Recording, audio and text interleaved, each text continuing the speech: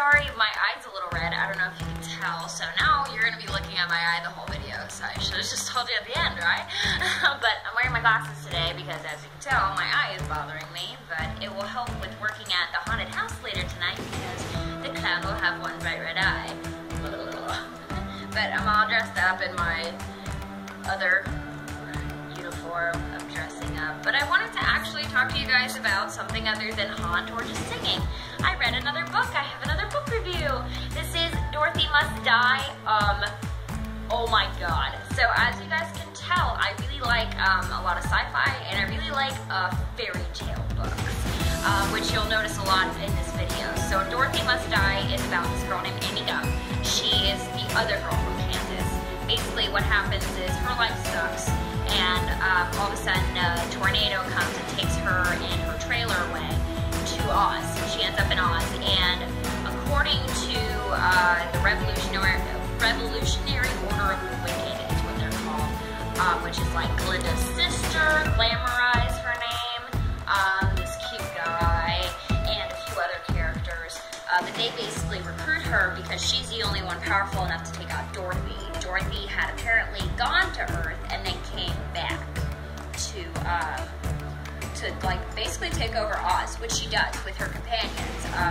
Either she ends up controlling them somehow with her magic, or they're willingly following her, and I don't know which one's scarier, to be honest. I've read the book, it's just, it never really clarifies that. There's a second book, which is The Wicked Will Rise, and I haven't gotten a chance to read it yet.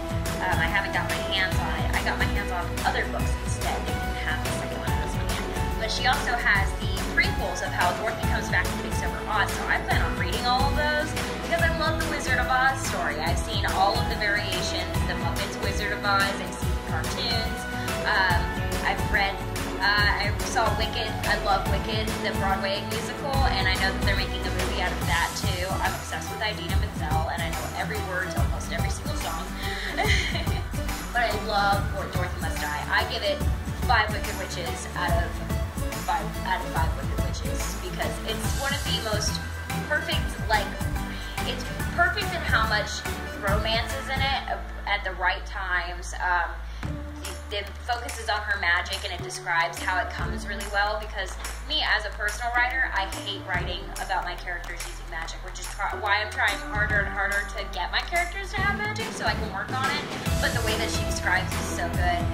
She gives no qualms about cursing or killing off characters, which actually makes me kind of happy because as much as I hate having characters that I like die, that makes me so upset.